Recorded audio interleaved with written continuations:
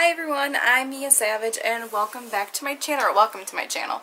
Today's Storytime Saturday. I'll be talking about my paranormal activity and just what I believe in and my experiences of the unknown. Ooh. Okay, so let me backtrack this.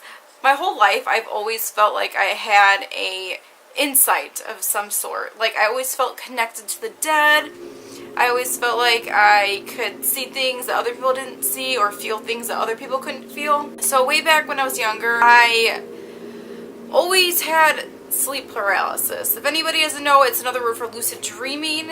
And I would constantly always wake up and feel like I was out of my body. And I would always have insomnia too, because I would always be afraid to fall asleep, because anybody who's ever experienced lucid dreaming or sleep paralysis, you will definitely know what I'm talking about. Like, it is scary. Like, some people like it, some people will like do techniques to actually enhance or try to get sleep paralysis, but it is very scary shit. One time when I was about like 6 or 7 years old, I remember falling asleep and I remember my body drifting. If you ever seen the movie Insidious where the little boy could actually leave his body and travel, that's kind of how I felt a lot. And my body actually drifted off. I remember seeing myself sleep, and I was sitting on like one of those bookshelves, and I had Barbies all over my room when I was younger, like collecting Barbies. And I remember I was sitting on the bookshelf with my Barbie, and the Barbie would like just like walk around, and I'm just like, what the fuck? Like, I thought I was like, okay, am I hallucinating? No, I'm not on mushrooms or anything. Like, I'm a little kid, so it was just very bizarre. Like, but I just never liked sleeping as a kid. I used to stay up as late as I could just so I could avoid this happening, and I would have the worst nightmares, and I would just see things and feel things that would never be there, and it was just so bizarre, and I cannot even explain it now. I know, you know, kids have night terrors and people have sleep paralysis, but I always felt like it was just out of the norm. Like, it just didn't feel right. And I also would always have deja vu.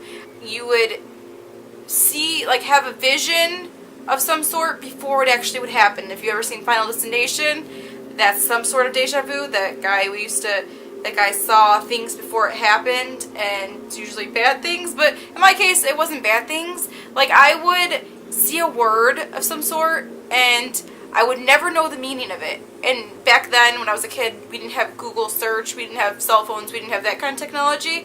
So I would just be like, okay, that word, yeah. And then a day later, I would see the same word and I would see like the meaning of the word. And it was just so bizarre. And if I was thinking of like a favorite song or a TV show, like an episode of like Are You Afraid of the Dark, or, you know, something like that, I would be like, oh, I really want to see the episode, and then all of a sudden I would turn on the TV or turn on the radio and my favorite TV episode would be on, or my favorite song would be on the radio. Like, it would just be so weird. And if someone was thinking of something, like if someone was mad at me, I would know they were mad at me before they actually were. It was just really weird. Like, I always had the like weird feelings. And same with my dreams too. Like, I remember when I was younger, before I would even meet people, I would have dreams about them, and then when I actually would meet them the next day, or so be it, I would have seen them already. Like, it was like, oh my god, did I meet you before? And that's actually happened to me now. Like, even because I work in the medical field, and I've met a lot of patients, and half the patients, I feel like I've already seen them before, like, in my life, and they have no idea who I am. They think, you're like, okay, real crazy lady, like, but yeah, I feel like I've met people before they do, because I always see them in my dreams, and it's really bizarre, and I can't explain it. I mean, maybe that's not deja vu, but still, like, that's really weird. And same with conversations. Like, I remember one time I was at a dentist's office, and I was thinking in my head, I'm like, I bet you any money my dentist is going to be like, you're the best smile I've seen today. And then 2 seconds later, he would be like, you're the best smile I've seen today. And I'm like, holy shit, like, that's happened to me more than one instance, and it's just really bizarre. Also, when I was younger, I used to pretend I was a witch. Like, I don't think I was a witch. Even my best friend at the time, we used to pretend we were witches and we had powers, and I was always into that kind of witchcrafty stuff, and I was a weird child. I can't believe I'm admitting it, but I was definitely a weird child. I loved horror. I still love horror movies. I still love scary stuff. And I was so sad when I was 13 and I didn't get my, you know, Sabrina the Magic Witch power type stuff. And I'm like, I'm not a witch. Okay, another deja vu instance. Sorry for backtracking, but another deja vu instance. I would think about things like, I remember one day I was thinking like, oh, I wonder what it would be like if my parents got divorced, or I wonder what it'd be like if I had to move out of my house, or I wonder if, you know, I would always say I wonder if something, you know, something about like that, and it would always end up happening to me, and I would like jinx myself, because like a week later, out of the blue, my parents got divorced and I would move in, and it was just really weird, and I never, that's why I'm like, I'm never going to think about that stuff ever again, because if you think stuff out loud into the universe, if you put stuff out in the universe, it's bound to get true. I mean, some people don't believe that, but I definitely believe that, so don't say anything you wouldn't want to happen to you. When my parents did get divorced, like, nothing really ever happened in my old house. Like, so my parents lived together, we lived in a house all together, and then when my parents got divorced, my dad ended up staying with my grandparents for a little bit, and moved into a condo. So when we would stay at my grandparents' house, we would, my grandparents had the most beautiful house. Like, it was so huge, it had so many bedrooms, it was beautiful, it was like a mansion. My grandparents are old school Italian, so they're 100% Catholic, especially my grandma. My grandma and grandparents, like, so religious. Every room in their house had either a cross, St. Joseph, Jesus, Mary. It was so religious. Like, the whole house was blessed. They were friends with all the priests in their area, the nuns, and it was a very Catholic house. So every time we would stay there, you know, I thought, you know, it's a very blessed house. So I'm like, okay, this is going to be fun. This is going to be a fun time. My dad actually grew up in the house, my dad with his two brothers. So I would stay in my dad's old room when we used to stay there, and my dad's old room had pictures of Jesus and Mary and statues everywhere. So every time I would go to sleep, I thought this was bizarre. I don't know if this is like correlated, but every time I would go to sleep, I would have the most worst nightmares ever. Like, it was like chilling. Like, I used to hate going to sleep. I had insomnia as a child, anxiety as a child, and even top this off, it was just so horrible to go to sleep because I would have the most vivid, worst nightmares ever. Like, I would have, every night I would stay there, I would dream of the most gruesome, horrible, blood-chilling monsters. I couldn't even picture, like, I couldn't even write this on, draw a piece of paper. It's the most scariest stuff, and it would always come after me, like, every single night. I would wake up and sweat. I would be in a puddle of sweat, like crying, like, every time I would wake up, and it would just be horrible. Like, I could not sleep in that room, and I remember having, and it would be like the devil, too. Like, I remember having visions, and I would hear, like, evil, like evil voices, like, horrible voices. And I would think, like, a house that was so holy would be, like, very peaceful, but I would hear horrible things, and I could never sleep. And I remember one time I woke up, I went to sleep in that room, and I woke up on the couch. I had no idea how I got on the couch. I felt like, what the fuck, like, and that would freak me out. Like, that's why I didn't like really staying there too much, because, I mean, I love my grandparents, don't get me wrong, I love my dad, but I hated staying there, because it would creep me out every single time. After a couple times, I told my brothers, I'm like, can we please switch rooms? So they and my two twin younger brothers, they're 2 years younger than me, so my two twin younger brothers, they switched rooms with me. So I stayed in one of my old uncle's rooms, and they went to my dad's old room. Okay, so my camera died, so I have to finish the rest of the story time on my cell phone, so I'm sorry if, please don't cancel out, but I'm finishing down here.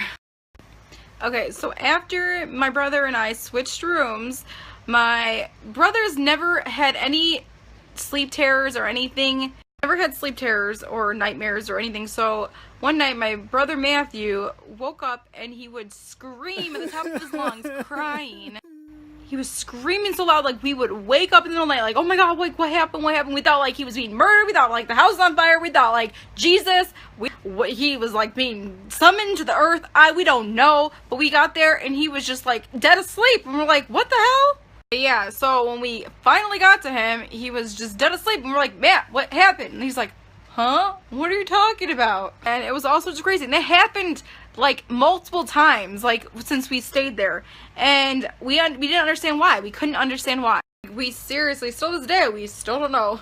And then another time, my brother Matt we all of a sudden heard a pound, pound, pound on the door. We thought like burglars came in. It was like the loudest pound of our life, and we're like woke up dead asleep, and it was my brother Matthew. And it was my brother Matthew, of course, and he was like hitting his head like a rhinoceros, whatever you call it, on the closet. He was like hitting his head like really hard. I don't know if you've seen the Conjuring, where that girl was like hitting her head on the cabinet. Cindy?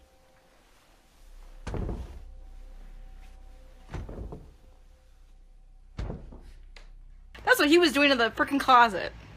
But it was insane, and we woke him up. We're like, Matt, what are you doing? I'm just climbing a mountain. We're like, Matt, you're dreaming.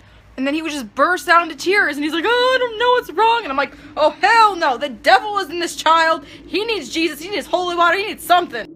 And I know this next story is gonna be TMI, but I remember staying in that room, the weird devil room, and I had a nightmare of the devil. Yeah, I had legit the scariest looking devil, the red eyes, everything, fang, I don't even know. But then I woke up and I got my period. I don't know if it scared me so much that my body's like, you need to get your first period today, but it did. And I'm sorry if that's TMI, but yeah, that like scared me for life. Yeah, I just felt uneasy all the time there, and it was just not a good time. And I love my grandparents, but their house was scary as shit. Okay, and another thing is I charged my camera, and all of a sudden it just says my batteries are exhausted when I'm talking about this. Weird. But yeah, so years later, I got a job, and my dad ended up moving to another house in a different town, so we really didn't have to stay there anymore, and my grandparents sold their house, but I'm pretty sure they knew it was kind of haunted, but they're very religious, so I don't even know if they believe in that kind of stuff, so yeah. The house that I'm currently living, I've been living here for like 15 years, and for like half my life, I've never really noticed anything weird or paranormal here, and I kind of outgrew the night terrors and the sleep paralysis until recently, but I'll get to that later. But we noticed this weird thing on our wall too many years ago. I kind of like hate talking about this, especially since I'm home alone now, and I'm afraid that this thing is gonna come after me or something. What the fuck was that?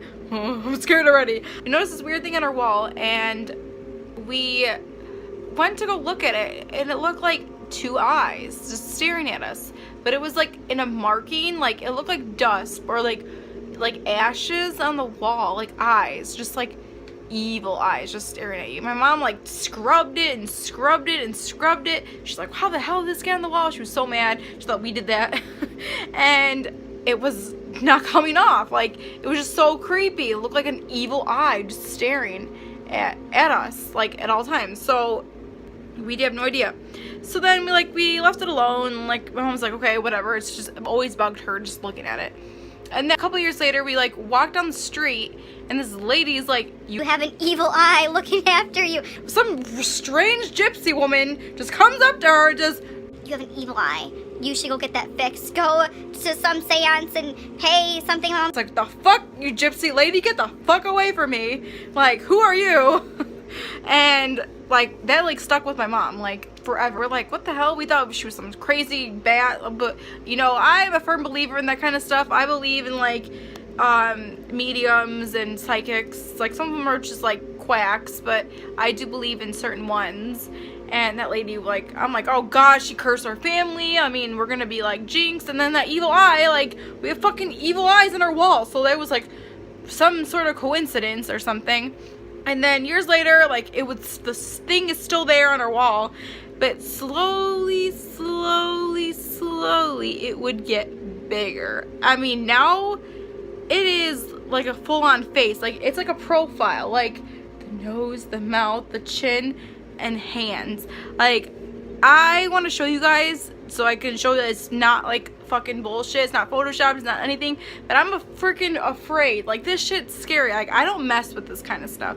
And I have other paranormal stories that I'm gonna add on to this because I want to make this a series, so this is not one long freaking video. Sorry for shouting. Sorry if this is a little wobbly too, but I wanted to get this out there because I like to watch paranormal stories on YouTube, and I was hoping, like, it just makes me feel better that this is not only happening just to me, but I have a whole other story times that I'm going to be doing about this and this house and just spirits in general.